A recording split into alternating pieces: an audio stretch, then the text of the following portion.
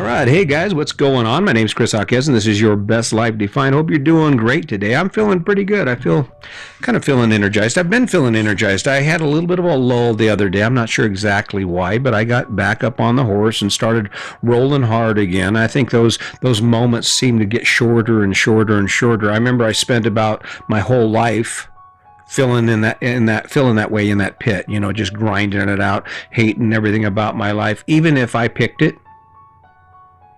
I think, and when I looked at it, I thought when I first started doing this thing with this podcast and with what it means to be happy and to live your best life, for the longest time I thought, well, maybe what it is just to spend time doing what you truly love to do or what makes you happy. That's where we have this big debate about happiness. But see, being happy still takes work, and that's the problem that we have. And the only real measure of whether we're on the right track is what does that action do to our life.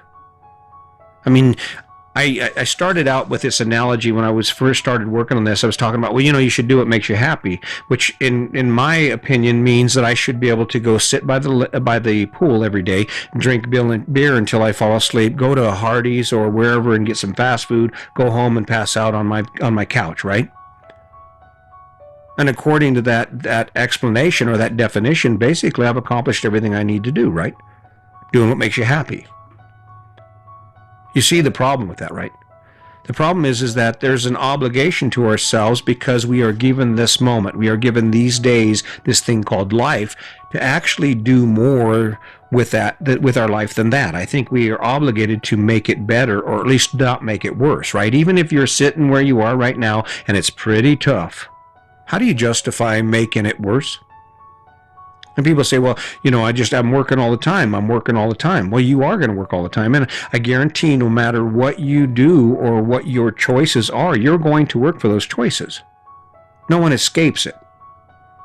See, there seems to be this idea that because we make certain choices in our life, eventually we can just sit on our butt and do nothing. And that actually happens. I witnessed it in Yuma and in Florida when we went and hung out 2 winters with the snowbirds, right? People who have lived their life, they've worked hard, they saved their money, and they managed to find a way to spend their time in warm weather, drinking vodka and sitting on the beach. But even that takes work. It's not a completely carefree life. You're living in an RV in an RV park. RVs break down just like houses do. You have to move that RV from one place to the next. Traffic sucks. Roads are terrible. So no matter what you do, you're going to face some form of struggle because no one escapes it.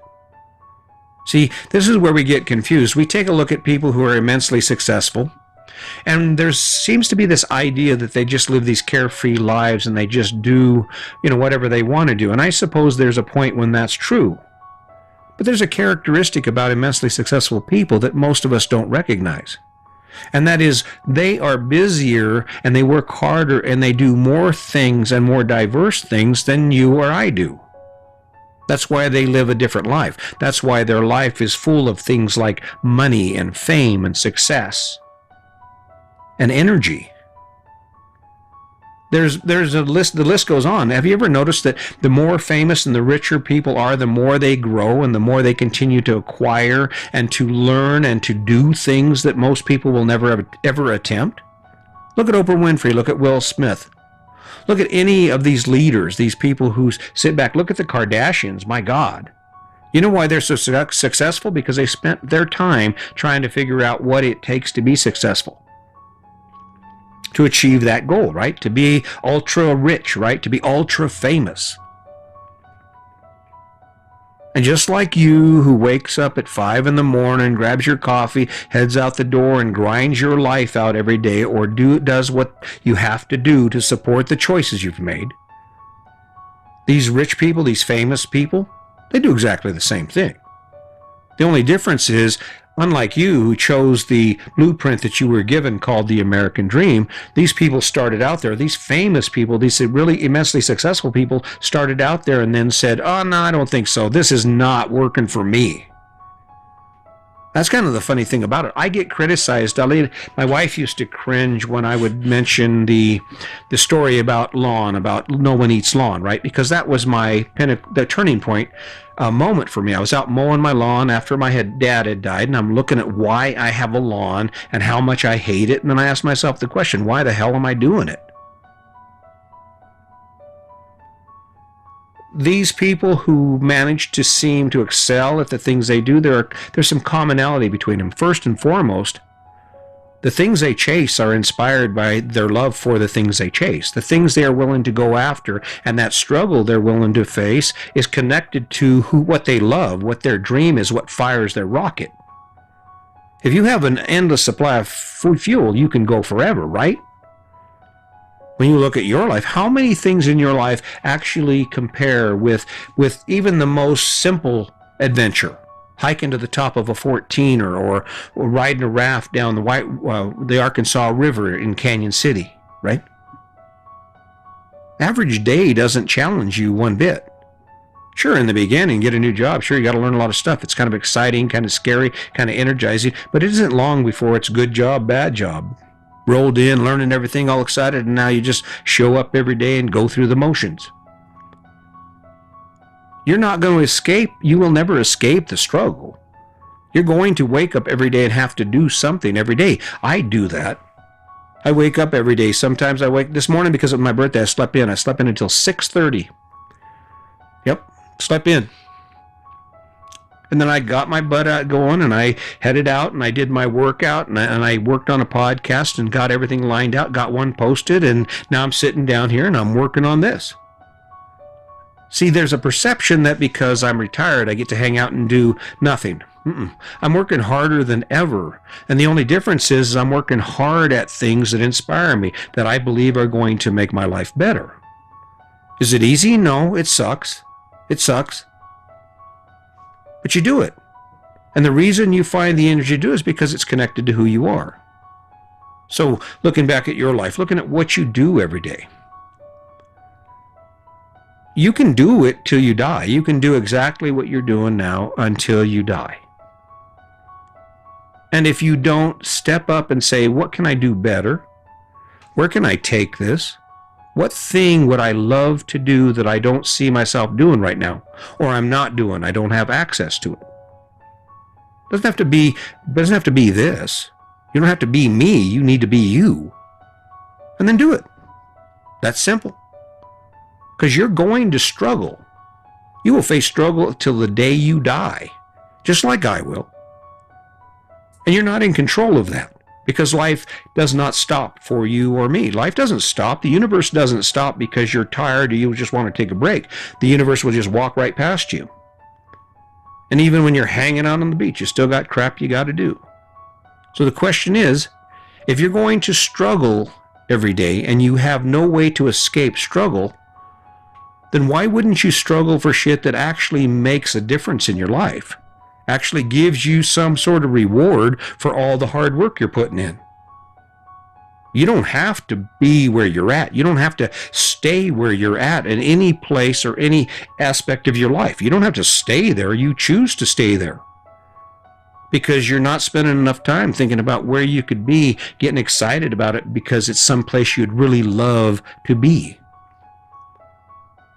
I can't wait. Every day I wake up and I think, okay, do I have my down days? We all have our down days. We all have days where we doubt ourselves, where we think, oh, I can't do this. I'm not worthy. But successful people, people who are energized and wake up every day and accomplish the things they go after, do that because in spite of how they feel about it, they've picked a prize that's worth the effort. They picked a prize that says, okay, I don't want to do this. This sucks to do this. All right, I'm going to do it anyway. And the next thing you know, it's done. That's where I'm at.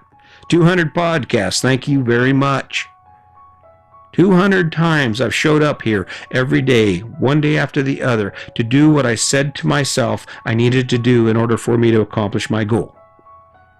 If I don't win any other way, I'm going to win simply by attrition. I'm going to win because the people around me that are competing with your time don't have the endurance I do to keep showing up, to keep coming back, to keep getting better at the thing I've committed myself to doing.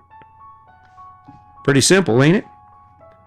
Anything you go after, fight like hell for it. Anything you go after. If I told you, hey, listen, do X amount of push-ups and I'll give you $1 million, you'd fight like hell to do it, right? $1 million, that's a hell of a prize. That's what I'm talking about. Because you're going to wake up and you are going to struggle for something every day. You're not going to escape it. So why don't you just pick something worth struggling for? Just my ideas, just my thoughts. Hey, listen, I don't know if you've noticed, I've kind of gotten a don't give a damn attitude about this whole thing. I believe what I'm saying because I'm living what I'm saying. If you're not believing it or you're not hearing it yet, it's not really because the information or the message isn't right. It's probably because in order for you to do that, you have to face the choices that you're facing. You have to sort through the choices you've made and ask yourself after hearing this, why the hell did I choose that? Because there are people like me who are living their life. They live on the water, they live by the water, they're living debt-free, they have everything they need, everything you have, plus they have access to an amazing adventure called living, and they take advantage of it every day. It's the only difference. You can't escape it. Struggle is a part of life. You can't escape it, but you can change what you struggle for, and that's why I keep showing up. Maybe this is the time. Maybe today's the day you're going to say, all right, I think I'm done just watching and criticizing his message and his videos and the lighting and whatever else you do while you watch this, and start doing something for yourself. Because no one's going to do it for you. I guarantee that. No one's going to swoop in and make your life amazing. They didn't do it for me, and if there was anyone who needed, I was the poster child of help me. And when I finally got tired of needing help and not having it, I just decided I'd go ahead and do it myself. So keep that in mind. Just remember that kindness works. It goes a long way. I hope you'll hold that. Keep your opinions to yourself. Opinions don't matter. They just cause hate and discontent. Do what you need to do. Believe in the things you need to believe in and support it. And by all means, just be kind. Until next time, just remember, today's your day. Make it a good one.